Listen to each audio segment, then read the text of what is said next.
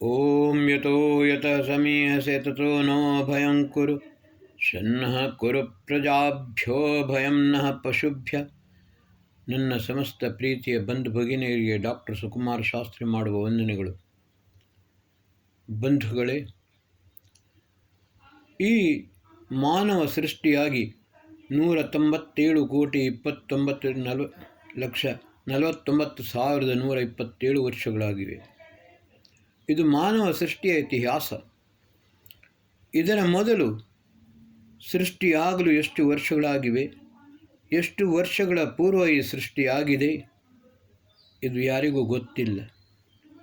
ನಾಸದೀಯ ಸೂಕ್ತದ ಕೊನೆಯ ಮಂತ್ರ ಕೋದ್ಧ ವೇದ ಕಹಯ ಪ್ರವೋಚತ್ ಕುತ ಆಯಾತ ಕುತಯಂ ವಿಸೃಷ್ಟಿ ಯೋ ಅಸ್ಯ ವೇದ್ಯಕ್ಷ ಪರಮಯ ವ್ಯೋಮನ್ ಸೋ ಅಂಗ ವೇದ ಯದಿವಾನ ವೇದ. ಬಂಧುಗಳೇ, ಯಾರಿಗೆ ಗೊತ್ತು ಕೋದ್ಧ ವೇದ? ಯಾರಿಗೆ ತಿಳಿದಿದೆ? ಕೋದ್ಧ ವೇದ ಕಹಯ ಪ್ರವೋಚತ್, ಯಾರು ಹೇಳಬಲ್ಲರು? ಕುತ ಆಯಾತ, ಎಲ್ಲಿಂದ ಬಂದಿದೆ? ಕುತಯಂ ವಿಸೃಷ್ಟಿ, ಸೃಷ್ಟಿಯನ್ನು ಮಾಡಿದವರು ಯಾರು? ಯೋ ಸದ್ಯಕ್ಷ ಪರಮೇಯ ವ್ಯೋಮನ್ ಸುವಂಗ ವೇದ ದಿವಾನ ವೇದ. ಈ ಪರಮೇಯ ವ್ಯೋಮನ್, ಈ ವ್ಯೋಮದಲ್ಲಿರುವ ಅಧ್ಯಕ್ಷನು ಕೂಡ ಸಂಭವತಃ ಇವನಿಗೆ ಗೊತ್ತಿದೆಯೋ ಇಲ್ಲವೋ. ಆದರೆ ಇದೇ ಮಂತ್ರದಲ್ಲಿಯೇ ಇದರ ಅರ್ಥವಿದೆ. ಸಚ್ಚಿದಾನಂದ ಸ್ವರೂಪನಾದ ಪರಮಾತ್ಮ, ಸೃಷ್ಟಿಕರ್ತನಾದ ಪರಮಾತ್ಮ, ಏ ಮಿತ್ರ, ಅವನಿಗೆ ಹೊರತಾಗಿ ಬೇರೆ ಯಾರಿಗೂ ಈ ಸೃಷ್ಟಿಯ ರಹಸ್ಯ ಗೊತ್ತಿಲ್ಲ. ನಾನು ಯಾತಕ್ಕೋಸ್ಕರ ಹೇಳುತ್ತಾ ಇದ್ದೇನೆ ಎಂದು ಹೇಳಿದರೆ, ಇವತ್ತಿನ ದಿವಸ ಅತ್ಯಂತ ವಿವಾದಾಸ್ಪದ ವಿಷಯ ಒಂದು ಅರಾವಳಿ ಪರ್ವತ. ಮಾನವ ಸೃಷ್ಟಿಯ ಮೊದಲು ಈ ಅರಾವಳಿ ಪರ್ವತ ಸೃಷ್ಟಿಯಾಗಿದೆ. 200 ಕೋಟಿ, ಸಂಭವತಃ 250 ಕೋಟಿ ವರ್ಷಕ್ಕಿಂತಲೂ ಮೊದಲೇ ಆದ ಈ ಪರ್ವತ, ಬೆಟ್ಟ, ಗುಡ್ಡ, ಇವುಗಳೆಲ್ಲ ಪರ್ವತ ಇದ್ದದ್ದು ಬೆಟ್ಟಗಳು ಆಗಿರಬಹುದು, ಬೆಟ್ಟಗಳಿದ್ದದ್ದು ಗುಡ್ಡಗಳೂ ಆಗಿರಬಹುದು. ಇದಕ್ಕೆ ಹಲವಾರು ಕಾರಣಗಳಿವೆ. ದೇವಿ ಪ್ರಕೋಪದಿಂದ ಇರಬಹುದು, ಪ್ರಾಕೃತಿಕ ವಿಕೋಪದಿಂದ ಇರಬಹುದು, ಅಥವಾ ಎಲ್ಲಕ್ಕಿಂತ ಹೆಚ್ಚಾಗಿ ಮಾನವನ ಮೂರ್ಖತನದಿಂದ ಆಗಿರಲೂಬಹುದು. ಆದರೆ ಒಂದು ವಿಷಯವನ್ನು ನಾನು ಹೇಳಲು ಬಯಸುತ್ತೇನೆ. ಈ ಗುಡ್ಡ ಬೆಟ್ಟಗಳು, ಪರ್ವತಗಳು ಎಷ್ಟೇ ಎತ್ತರವಾದರೆ ಮಾತ್ರ ಈ ಪರ್ವತ, ಇದಕ್ಕಿಂತ ಚಿಕ್ಕದಾದರೆ ಅದು ಬೆಟ್ಟ, ಇನ್ನೂ ಚಿಕ್ಕದಾದರೆ ಅದು ಗುಡ್ಡ. ಇದನ್ನು ಹೇಳುವ ಅಧಿಕಾರ ಮಾನವನಿಗೆ ಕೊಟ್ಟವರು ಯಾರು? ಅವನು ಸುಪ್ರೀಂ ಕೋರ್ಟಿನ ನ್ಯಾಯಾಧೀಶನೇ ಆಗಿರಲಿ, ರಾಷ್ಟ್ರಪತಿಯೇ ಆಗಿರಲಿ, ಪ್ರಧಾನಮಂತ್ರಿಯೇ ಆಗಿರಲಿ, ಅಥವಾ ಇನ್ನು ಯಾರೇ ಬೇಕಾದರೂ ಆಗಿರಲಿ, ಯಾರಿಗೂ ಇದನ್ನು ಹೇಳಲು ಅಧಿಕಾರವಿಲ್ಲ.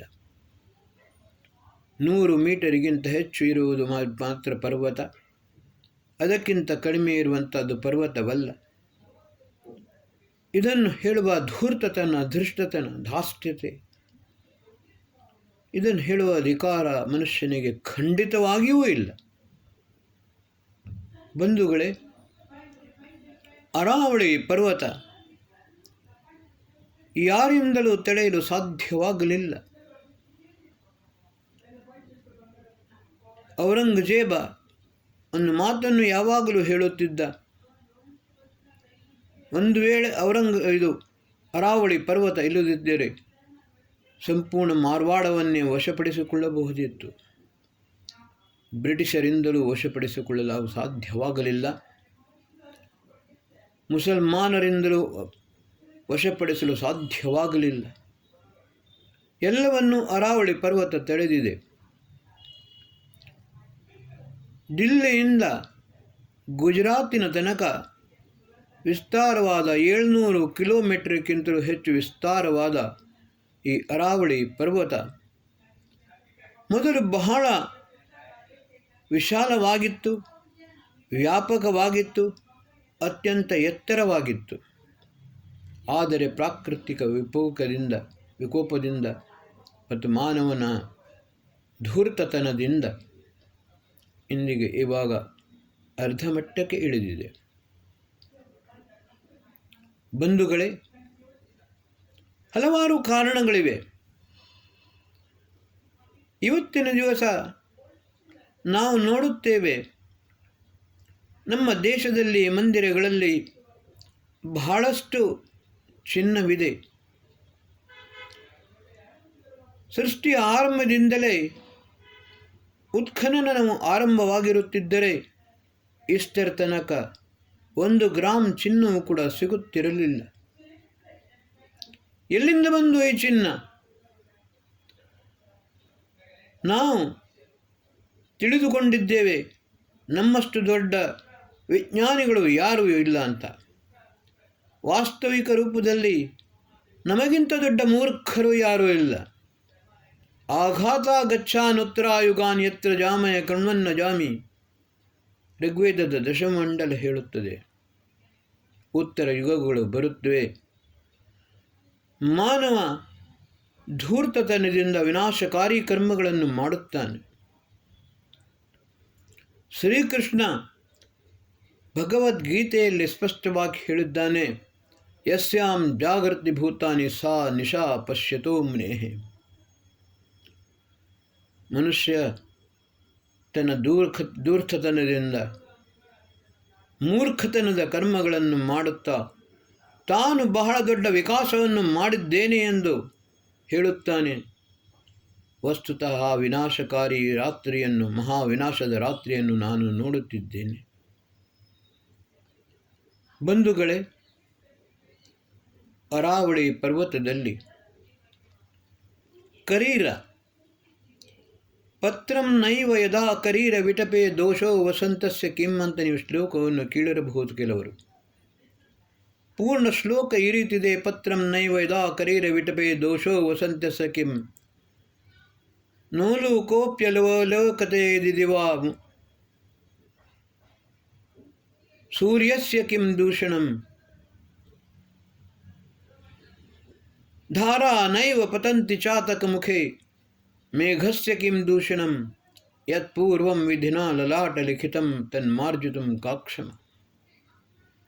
ಇಲ್ಲಿ ಪ್ರಥಮ ಪಂಕ್ತಿ ಇದೆ, ಪತ್ರಂ ನೈವ ಯದಾ ಕರೀರ ವಿಟಪೆ ದೋಷೋ ವಸಂತಸ್ಯ ಕಿಂ. ಈ ಕರೀರ ವಸಂತ ಋತುವಿನಲ್ಲಿಯೂ ಇದರಲ್ಲಿ ಎಲೆ ಚಿಗುರುವುದಿಲ್ಲ. ಹಲವಾರು ಬಾರಿ ವೃಷ್ಟಿ ಯಜ್ಞಗಳನ್ನು ಮಾಡಿದ್ದೇವೆ. ಈ ಮೊದಲು ಕರೀರದ ವನಸ್ಪತಿಯನ್ನು, ಕರೀರದ ಗೆಲ್ಲನ್ನು ತೆಗೆದುಕೊಂಡು ಯಜ್ಞ ಮಾಡಿದರೆ ಖಂಡಿತವಾಗಿಯೂ ಯಜ್ಞವಾಗಿದೆ, ಯಜ್ಞವಾಗುತ್ತದೆ. ಕೆಲವು ಬಾರಿ ಪೂರ್ಣಾಹುತಿ ಆಗುವ ಮೊದಲೇ ಯಜ್ಞವು ಆರಂಭವಾಗಿದೆ. ಎಂಥ ಭೀಕರ ಬರಗಾಲ ಬಂದರೂ ಕೂಡ ಕೆಲವು ಬಾರಿ ಪೂರ್ಣಾಹುತಿ ಆದ ತಕ್ಷಣವೇ ಮೋಡಗಳು ಆವರಿಸಿಕೊಂಡು ಮಳೆಯಾಗಿವೆ. ಎಷ್ಟು ಭಯಾನಕವಾದ ಮಳೆ ಆಯಿತು ಎಂದು ಹೇಳಿದರೆ, ಈ ಮಳೆಯನ್ನು ನಿಲ್ಲಿಸುವುದು ಹೇಗೆ ಎಂಬುದು ಕೂಡ ಒಂದು ಸಮಸ್ಯೆ ಆಯಿತು. ಅಷ್ಟರ ಮಟ್ಟಿಗೆ ಮಳೆಯಾಯಿತು. ಆದರೆ ಇನ್ನೊಂದು ವಿಷಯ ನಿಮಗೆ ಹೇಳುತ್ತೇನೆ. ನಾನು ಮೊದಲೇ ಹೇಳಿದಂತೆ ಇಷ್ಟು ಚಿನ್ನ ಎಲ್ಲಿಂದ ಬಂತು? ಇದೇ SDM Shri Dharmasthala Manjunatheshwara medical college, Ayurvedic college. ಇದರಲ್ಲಿ ನನ್ನ ಮಿತ್ರರೊಬ್ಬರಿದ್ದರು, ಡಾಕ್ಟರ್ ಕೃಷ್ಣ ಭಟ್. ಅವರು ಜಪಾನಿಗೆ ಹೋದರು. ಜಪಾನಿನಲ್ಲಿ ಅವರು ಭಾರತದ ಆಯುರ್ವೇದಿಕ ವಿಷಯವನ್ನು ಮತ್ತು ಜಪಾನಿನ ವೈದ್ಯಕೀಯ ಪದ್ಧತಿಯನ್ನು ಎರಡನ್ನು ಸಮ್ಮಿಶ್ರಗೊಳಿಸಿಕೊಂಡು PhD ಮಾಡಿ ಜಪಾನಿನಲ್ಲಿ ಒಂದು ಯೂನಿವರ್ಸಿಟಿಯನ್ನು ಕೂಡ ಮಾಡಿದರು. ನಾನು ಅವರ ಹತ್ರ ಈ ವಿಷಯ ಪ್ರಸ್ತಾಪ ಮಾಡಿದ್ದೆ. ಆವಾಗ ಡಾಕ್ಟರ್ ಕೃಷ್ಣ ಭಟ್ಟರು ಒಂದು ವಿಷಯವನ್ನು ಹೇಳಿದರು. ಶಾಸ್ತ್ರಿಗಳೇ, ನಿಮಗೆ ಒಂದು ವಿಷಯವನ್ನು ನಾನು ಹೇಳುತ್ತೇನೆ. ಅರಾವಳಿ ಪರ್ವತದಲ್ಲಿ ಕರೀರ 6 ಜಾತಿಗಳಿವೆ. ಅದರಲ್ಲಿ ಒಂದು ಪ್ರಜಾತಿ ಬಹಳ ಅದ್ಭುತವಾದದ್ದು. ಅದರಿಂದ ಸ್ವರ್ಣವನ್ನು ಮಾಡಲು ಸಾಧ್ಯವಿದೆ. ಅದರಿಂದಲೇ ಮರ್ಕ್ಯುರಿ ಆಗುತ್ತದೆ. ಅದರಿಂದಲೇ ರಸವಿದ್ಯೆಯ ಮೂಲಕ ಸ್ವರ್ಣವನ್ನು ಮಾಡಲು ಸಾಧ್ಯವಿದೆ. ಮೊದಲು ಯಾವತ್ತೂ ಉತ್ಖನನವನ್ನು ಮಾಡುತ್ತಿರಲಿಲ್ಲ. ಎಲ್ಲ ಸ್ವರ್ಣವೂ ಕೂಡ ಈ ಅರಾವಳಿ ಪರ್ವತದ ಕರೀರದಿಂದಲೇ ಆಗಿತ್ತು. ನಾನು ಈ ವಿಷಯವನ್ನು ನನ್ನ ಪ್ರೊಫೆಸರ್ ಆದ ಡಾಕ್ಟರ್ ಧರ್ಮವೀರರ ಮುಂದೆ ಕೂಡ ಪ್ರಸ್ತಾಪ ಮಾಡಿದ್ದೆ. ಅವರು ಗುರುಕುಲ್ ಕಾಂಗ್ಡೆ ವಿಶ್ವವಿದ್ಯಾಲಯದಿಂದ BA-MS ಮಾಡಿದ್ದರು. ಆವಾಗ ಅವರು ಹೇಳಿದರು, ಸುಕುಮಾರ, ನೀನು ಹೇಳಿದ್ದು ವಾಸ್ತವಿಕವಾದ. ನಾನು ಕೂಡ ಓದಿದ್ದೇನೆ, ಆದರೆ ಈ ರಸವಿದ್ಯೆ ನನಗೆ ಗೊತ್ತಿಲ್ಲ. ಆದರೆ ಒಂದು ವಿಷಯ ಹೇಳುತ್ತೇನೆ. ಜಂತರ ಮಂತರನಲ್ಲಿ ಒಂದು ಕಡೆಯಲ್ಲಿ ಬರೆದದ್ದನ್ನು ನಾನು ನೋಡಿದ್ದೇನೆ. ಗಾಂಧಿ, ಜವಾಹರ್ಲಾಲ್ ನೆಹರು ಮತ್ತು ಪಟೇಲ್ ಇವರ ಸಮ್ಮುಖದಲ್ಲಿ ಒಬ್ಬನು ಸ್ವರ್ಣವನ್ನು ಮಾಡಿಕೊಂಡು ಗಾಂಧಿಯ ಕೈಯಲ್ಲಿ ಕೊಟ್ಟ. ಬಂಧುಗಳೇ, 100 ವರ್ಷಗಳ ಮೊದಲೇ ಇದ್ದ ಈ ರಸವಿದ್ಯೆ ಇವತ್ತು ಸಂಪೂರ್ಣ ನಷ್ಟವಾಗಿದೆ. ಅದರ ಮೊದಲು ಸ್ವರ್ಣವನ್ನು ಮಾಡುವುದಕ್ಕೋಸ್ಕರವೇ ಈ ಅರಾವಳಿ ಪರ್ವತದ ಕರೀರ ವಿಟಪವನ್ನು ಹಲವು ಜನರು ನಾಶ ಮಾಡಿದ್ದಾರೆ. ಆದರೆ ಆ ಸ್ವರ್ಣ ಇವತ್ತು ಮಾಡುವ ವಿಧಾನ ನಮಗೆ ಗೊತ್ತಿಲ್ಲ. ಎಲ್ಲವನ್ನು ನಾವು ಉತ್ಖನನವನ್ನು ಮಾಡಿಕೊಂಡೇ ಮಾಡುತ್ತೇವೆ. ಬಂಧುಗಳೇ, ಪ್ರಶ್ನೆ ಇಲ್ಲಿ ಸ್ವರ್ಣದ್ದಲ್ಲ. ಆದರೆ ಈ ಅರಾವಳಿ ಪರ್ವತ ಹಲವಾರು ರೀತಿಯಲ್ಲಿ ಮಾನವನ ರಕ್ಷಣೆಯನ್ನು ಮಾಡುತ್ತಿದೆ.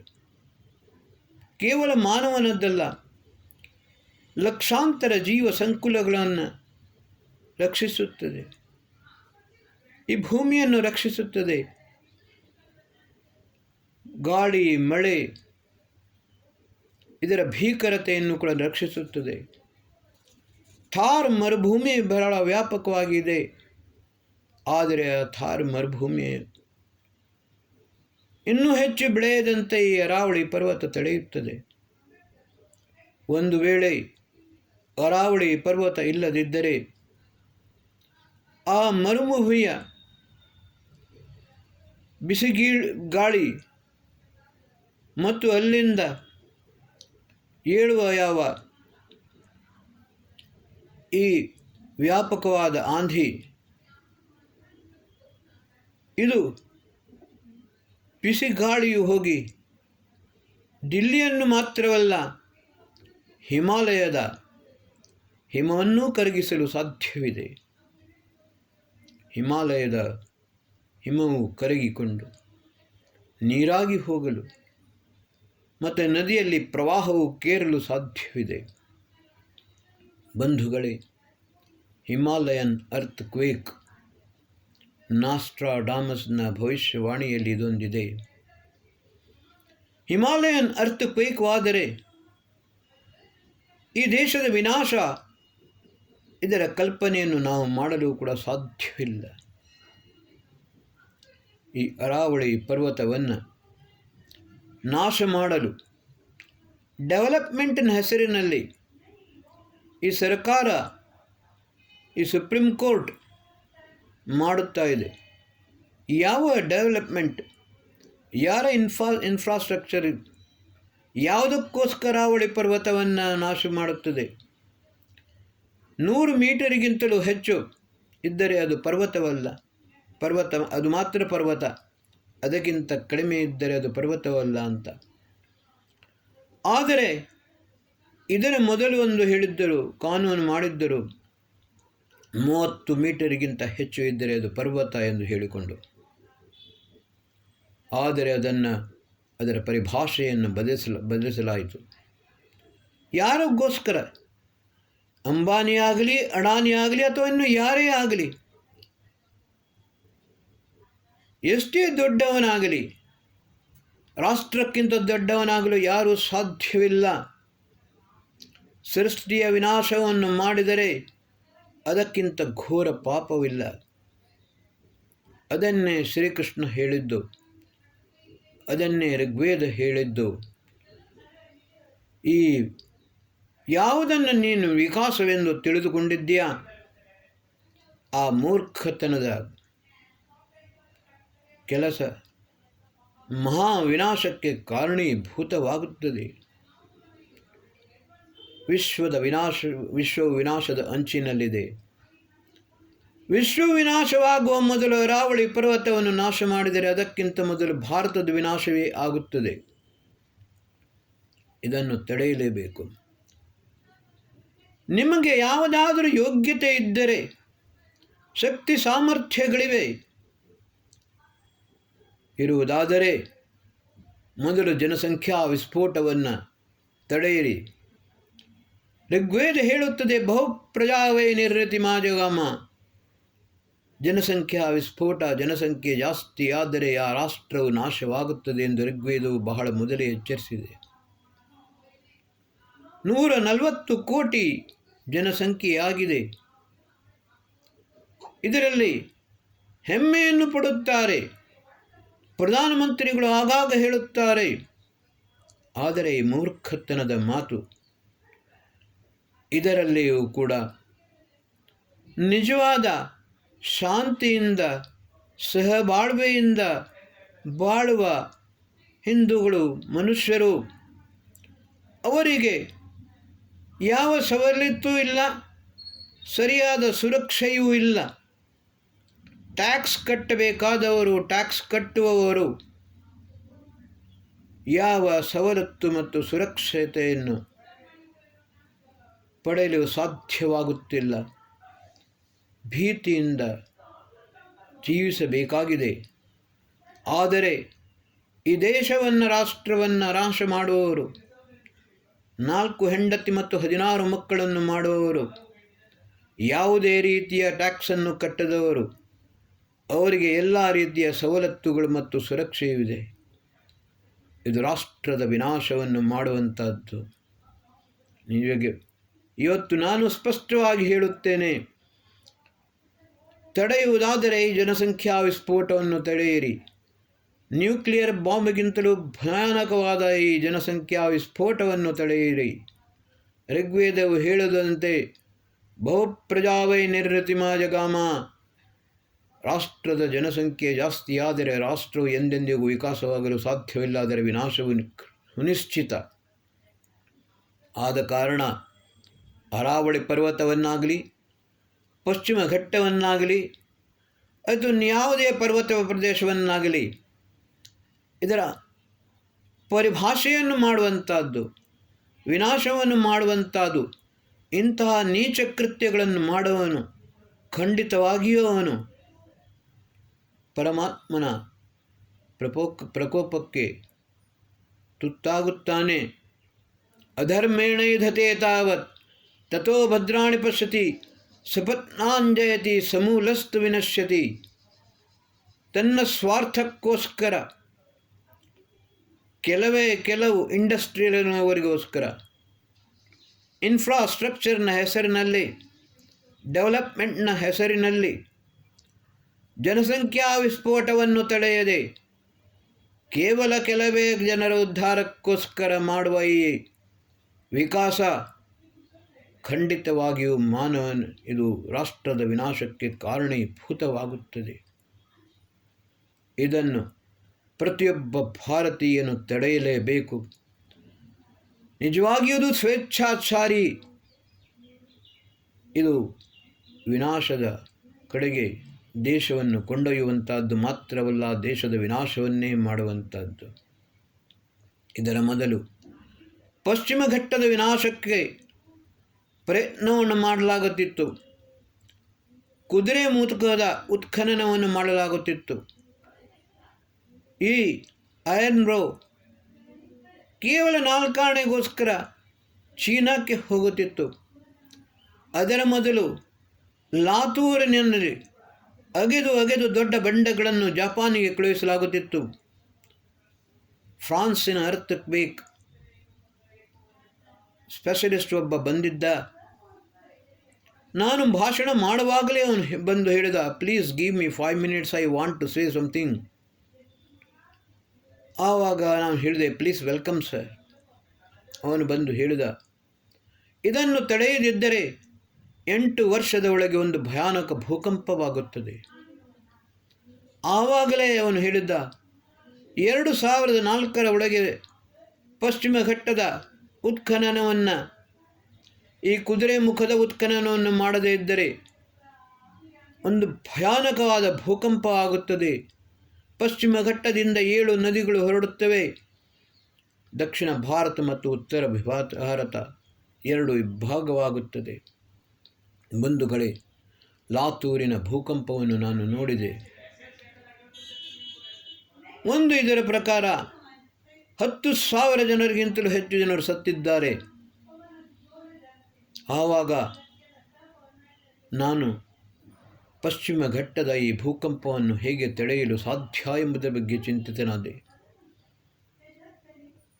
ನಾನು ತಕ್ಷಣ ಡಾಕ್ಟರ್ ಶಿವರಾಮ್ ಕಾರಂತರ ಹತ್ತಿರ ಹೋದೆ.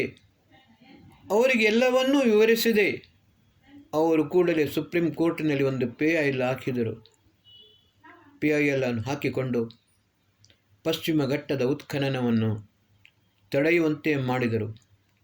ಮಹಾ ವಿನಾಶವು ಒಂದು ನಿಂತಿತು. ಆದರೆ ಇವಾಗ ಅರಾವಳಿ ಪರ್ವತದ ವಿನಾಶವನ್ನು ಮಾಡುತ್ತಲೇ ಇದ್ದಾರೆ. ಈವಾಗಲೇ ಹಲವಾರು ಉತ್ಖನನ ಮಾಡಿಕೊಂಡು ನಾಶವಾಗುತ್ತಾ ಇದೆ. ಈ 700 ಕಿಲೋಮೀಟರ್ದಲ್ಲಿ ವ್ಯಾಪಕವಾದ ಈ ಅರಾವಳಿ ಪರ್ವತ ಇದು ನಾಶವಾದರೆ ಕೇವಲ ಭಾರತ ಮಾತ್ರವಲ್ಲ, ಇದರ ದುಷ್ಪರಿಣಾಮ ಅಖಂಡ ಭಾರತದ ಮೇಲೆ ಬೀಳುತ್ತದೆ. ಬಂಧುಗಳೇ, ರಾಷ್ಟ್ರದ ರಕ್ಷಣೆ ಮಾಡುವಂಥದ್ದು ಪ್ರತಿಯೊಬ್ಬನ ಪರಮ ಕರ್ತವ್ಯವಾಗಿದೆ. ಇದನ್ನು ತಡೆಯಬೇಕು. ಭಾರತವನ್ನು ರಕ್ಷಿಸಬೇಕು. ರಾಕ್ಷಸರಂತೂ ಖಂಡಿತವಾಗಿಯೂ ಮಾಡುವುದಿಲ್ಲ. ಆದರೆ ಮಾನವರ ಪರಮ ಕರ್ತವ್ಯವಾಗಿದೆ. ಸೃಷ್ಟಿಯ ಆರಂಭವಾದ ನಂತರ ಕೊಟ್ಟ ಕೊನೆಗೆ ಮಾನವನ ಸೃಷ್ಟಿಯಾಗುತ್ತದೆ. ಏಕೆಂದರೆ ಪರಮಾತ್ಮ ಬುದ್ಧಿ, ಜ್ಞಾನ, ವಿವೇಕ ಮಾನವನಿಗೆ ಮಾತ್ರವೇ ಹೇಳಿಕೊಟ್ಟಿದ್ದಾನೆ. ಅದರ ಒಟ್ಟಿಗೆ ಒಂದು ಎಚ್ಚರಿಕೆಯನ್ನು ಕೊಟ್ಟಿದ್ದಾನೆ, ಒಂದು ಉಪದೇಶವನ್ನು, ಒಂದು ಆದೇಶವನ್ನು ಕೊಟ್ಟಿದ್ದಾನೆ. ಈ ಸೃಷ್ಟಿಯ ಸಂರಕ್ಷಣೆಯನ್ನು ಮಾಡುವಂಥ ಕರ್ತವ್ಯ ನಿನ್ನದಾಗಿದೆ. ಮಾತಾ ಭೂಮಿ ಪುತ್ರೋಹಂ ಪೃಥಿವ್ಯಾಹ ಅಂತ ಹೇಳುತ್ತಾರೆ. ಪ್ರಧಾನಮಂತ್ರಿಗಳು ಪುನಃ ಪುನಃ ಪುನಃ ಹೇಳುತ್ತಾರೆ. ಆದರೆ ಶಬ್ದದ ಸರಿಯಾದ ಅರ್ಥ ಅವರಿಗೆ ಗೊತ್ತಿಲ್ಲ.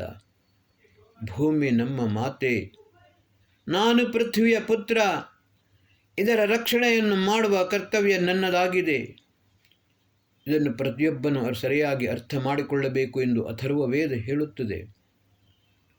ಆದರೆ ಕೆಲವರು ಏನನ್ನು ತಿಳಿದುಕೊಳ್ಳುತ್ತಾರೆ ಅಂತ ಹೇಳಿದರೆ, ಈ ಭೂಮಿ ನನ್ನ ಮಾತೆ, ಈ ಭೂಮಿಯ ಸಂಪತ್ತು ಎಲ್ಲವೂ ನನ್ನ ತಾಯಿದ್ದು, ಇದರ ಸಂಪೂರ್ಣ ಅಧಿಕಾರ, ಈ ಭೂಮಿಯ ಸಂಪೂರ್ಣ ಸಂಪತ್ತು ನನ್ನದೇ ಆಗಿದೆ. ಇದನ್ನು ಯಾವುದೇ ರೀತಿಯಲ್ಲಿ ಬೇಕಾದರೂ ನಾನು ಭೋಗಿಸಬಹುದು. ಈ ರೀತಿಯ ಅರ್ಥವನ್ನು ಮಾಡಿಕೊಂಡು ಕೂಡ ಈ ಭೂಮಿಯ ಸೃಷ್ಟಿಯ ವಿನಾಶವನ್ನು ಮಾಡುತ್ತಾ ಬಂದಿದ್ದಾರೆ, ಮಾಡುತ್ತಾ ಇದ್ದಾರೆ. ಖಂಡಿತವಾಗಿಯೂ ಈ ಧೂರ್ತರ, ಸ್ವಾರ್ಥ ರಾಜಕಾರಣಿಗಳ, ಇಂಡಸ್ಟ್ರಿಯಲಿಸ್ಟ್ಗಳ ವಿಕಾಸದ ಹೆಸರಿನಲ್ಲಿ ಮಾಡುವಂಥ ವಿನಾಶವನ್ನು ಮಾಡುವಂಥವರ ಇರಾದೆಗಳನ್ನು ನಿಲ್ಲಿಸಿಕೊಂಡು ಭೂಮಿಯ ರಕ್ಷಣೆಯನ್ನು ಮಾಡುವಂಥದ್ದು, ರಾಷ್ಟ್ರದ ರಕ್ಷಣೆಯನ್ನು ಮಾಡುವಂಥದ್ದು ನಮ್ಮೆಲ್ಲರ ಪರಮ ಕರ್ತವ್ಯವಾಗಿದೆ. ನಾನು ಪುನಃ ಪುನಃ ನಿಮಗೆ ಎಚ್ಚರಿಸುತ್ತಿದ್ದೇನೆ, ಬಂಧುಗಳೇ, ರಾಷ್ಟ್ರದ ರಕ್ಷಣೆಯನ್ನು ಮಾಡಿರಿ. ನನಗೆ 74 ವರ್ಷ ವಯಸ್ಸಾಗಿದೆ. ಹಲವು ಬಾರಿ ಹಲವು ಆಂದೋಲನದಲ್ಲಿ ಭಾವಿಸಿಕೊಂಡು ಧೂರ್ತರು ಮಾಡುವಂಥ ಹಲವಾರು ಕೆಲಸಗಳನ್ನು ನಿಲ್ಲಿಸಿದ್ದೇನೆ. ಇಂಡೋ ಸಲ್ಫರ್ ಪ್ರಾಜೆಕ್ಟ್ ಅದನ್ನು ನಿಲ್ಲಿಸಲು ಬಹಳ ಪ್ರಯತ್ನವನ್ನು ಮಾಡಿದ್ದೇನೆ. ಇನ್ನು ಸಾಧ್ಯವಿಲ್ಲ. ಜನರನ್ನು ಕೂಡಿಸಲು ಸಮರ್ಥನಾಗಿಲ್ಲ. ತಡೆಯುವ ಸಾಮರ್ಥ್ಯವಂತೂ ನನಗಿಲ್ಲ. ಇದೆಲ್ಲವನ್ನು ನೀವೇ ಮಾಡಬೇಕು. ಈ ರಾಷ್ಟ್ರ ನಿಮ್ಮದು, ಈ ರಾಷ್ಟ್ರ ನಮ್ಮದು. ಪ್ರತಿಯೊಬ್ಬ ಮಾನವನು ಈ ಸೃಷ್ಟಿಯನ್ನು ತನ್ನ ಮೊಮ್ಮಕ್ಕಳಿಗೆ ಕೊಡಬೇಕು. ತಾನು ಗಳಿಸಿದ ಸಂಪತ್ತು ತನ್ನ ಭೂಮಿ, ನೆಲ, ಜಲ, ಭಾಷೆ, ಸಂಸ್ಕೃತಿ, ಸಂಸ್ಕಾರ, ಧರ್ಮ ಪ್ರತಿಯೊಬ್ಬನೂ ಕೂಡ ಸಂರಕ್ಷಿಸಬೇಕು ಮತ್ತು ತನ್ನ ಮೊಮ್ಮಕ್ಕಳಿಗೂ ಕೊಡಬೇಕು. ಆಗ ಮಾತ್ರ ನಮ್ಮ ಜೀವನ ಸಾರ್ಥಕವಾಗುತ್ತದೆ. ಬಂಧುಗಳೇ, ಈ ನನ್ನ ಎಪಿಸೋಡನ್ನು ನೀವು ಅತ್ಯಧಿಕ ಸಂಖ್ಯೆಯಲ್ಲಿ ಶೇರ್ ಮಾಡಿ, ಲೈಕ್ ಮಾಡಿ, ಸಬ್ಸ್ಕ್ರೈಬ್ ಮಾಡಿ. ಆವಾಗ ಮಾತ್ರ ನಮ್ಮ ಕರ್ತವ್ಯವನ್ನು ಪಾಲಿಸಿದಂತಾಗುತ್ತದೆ. ಓಂ ಶಾಂತಿ.